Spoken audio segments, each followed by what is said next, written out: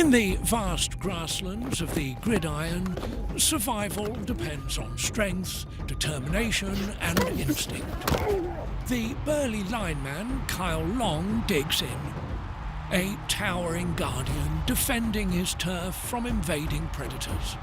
But across the field, lurking in the shadows, Antonio Pierce, a relentless hunter, closes in, driven by instinct and the scent of opportunity. Smell greatness in there today. Here in this unforgiving habitat, only the most disciplined endure, and the hunt never ends.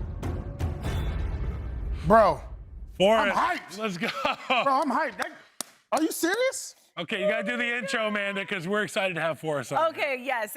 We have Forrest Galante on, who is a wildlife biologist, tracker, food forager, 6-time world record spear fisherman. We are told, Forrest, you know everything there is to know about pretty much every animal in the animal kingdom.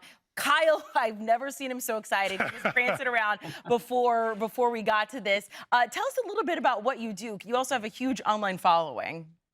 Yeah, I am a wildlife biologist through and through. I got into media about 10 years ago, but I have spent my entire life studying, in this case, as is pertinent to this, more or less the skills and abilities of animals. So no matter the wild animal across the globe, I've tried my best to study it, and that's caught on. People are following along.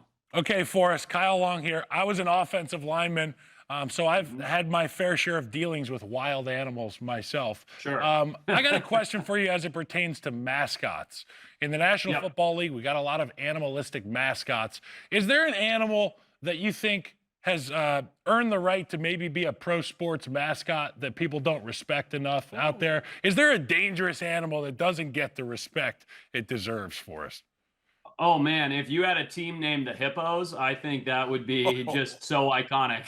People underestimate your common hippo. I mean, they're huge, they're super aggressive. They'll run through just about anything. In Africa, there's nothing that'll basically stand up to a full-grown hippo. I think that would be a very dominant animal mascot, and I've never seen any team of any sport with the hippos as their mascot.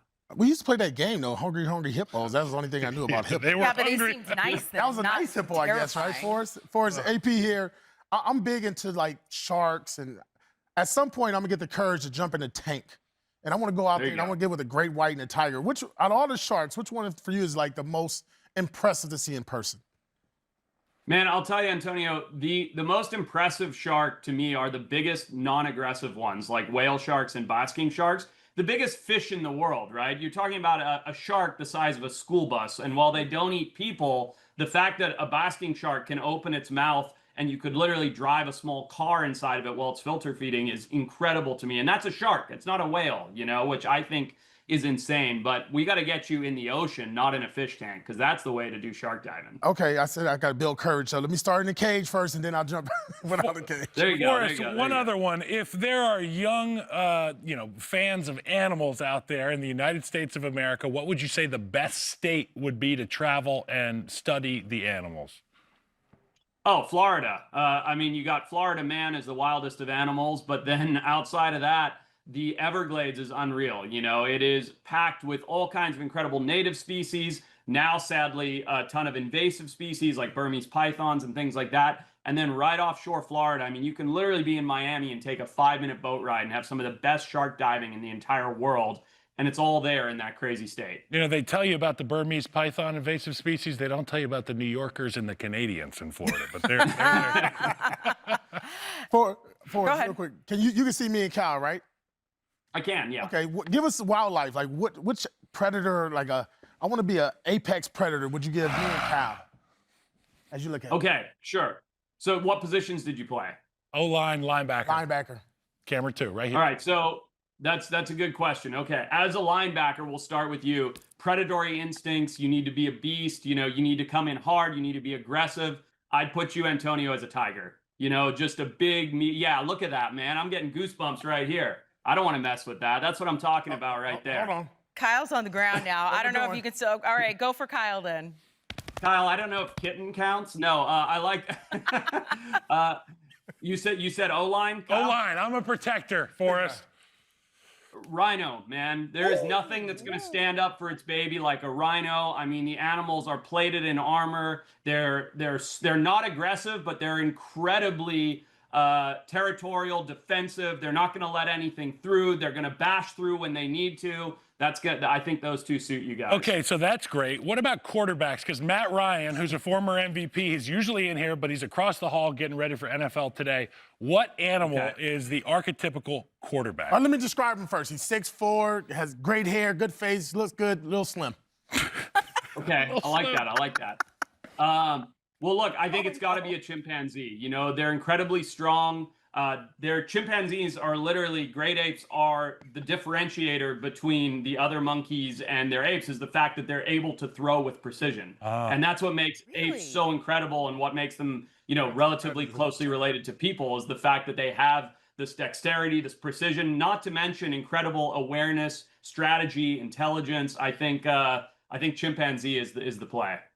Okay. You guys like that? If you had to build an 11 like one animal type, 11 players, what kind of animal is that? Versatility, obviously, being there? So a football player. Oh, you're saying one animal for everything? Yeah. Yeah. One animal for the whole team. Wow, that's tough. Or if you want to change it up a little bit, you know, you can. Yeah, break it into position Go groups. position group. The thing is, it's position specific, right? You need different skills and different abilities for different positions. I mean, we already went over quarterback would be a chimpanzee. I think a running back, you want something really, really fast, like a cheetah, you know, 70 miles an hour breaking through. Fullback, you need something with power, something big. A bison, maybe like an American bison, very underestimated, but incredible creatures. O-line, I'd go elephant, you know, D-line, rhino. Man, wide receiver, you want something with that endurance and that ability to move quick, like a pronghorn antelope. It's just, you cannot have one animal. About a wide receiver it's all over. like moves like a penguin? He's asking What about because we have a shot of Jalen Waddle. Obviously, he likes to waddle like a penguin. But I feel like, Forrest, maybe you don't want a penguin on your NFL team. Wouldn't be my first pick. It would not. Even with the name like Waddle, I don't think I'd be picking that. But hey, I wouldn't have picked a dolphin as a mascot. So, you know, what do I know? Damn. It hasn't turned out very well for them. Forrest, I'm really curious, is there one animal or species, I mean, because you're so brave, you touch these animals, like you interact with them, that you were really terrified of coming into counter with, or is maybe you avoided it? You know, there's one animal, Amanda, that no matter the scenario that you're in with it, you cannot control it. So when you're working with tigers, you can control it in the sense of where you stand or how close you are. When you're working with snakes, you stay away from the sharp end, right? The part that can bite you. When you're working with orcas, there is nothing you can do. You're like a rag doll. If they decide they want to hurt you, they're going to hurt you. If they decide they want to ignore you, they're going to ignore you. If they want to play with you, they're going to play with you. And that sort of ability, strength, and control, going back to your previous question, if I had to pick one animal to fill out a team, it would be an orca. I mean, they've got the intelligence, the dexterity. They've got the ability to throw things, believe it or not. I mean, orcas are just the top of the top. I don't think anything supersedes a killer I've seen them chuck seals 50 yards. That was a big shamu. Exactly. I'm going to tell you what, I live in Florida. I've been stung by a stingray before in the ocean, and you just keep like emphasizing why I should not get in the ocean. So I appreciate that, Forrest. Forrest, give us your social media handle and where people can find you. Yeah, it's just my name, Forrest Galante. YouTube is definitely my favorite platform at the moment, but you know, Instagram, TikTok, Facebook, you name it, it's up there. And then, of course, tons of shows on Discovery and Animal Planet too. Keep inspiring the next generation, dude. So cool to have you on here, Forrest. Thank you so much. This was a dream come true for all of us. We really appreciate it. Hopefully talk to you soon. Bye, guys.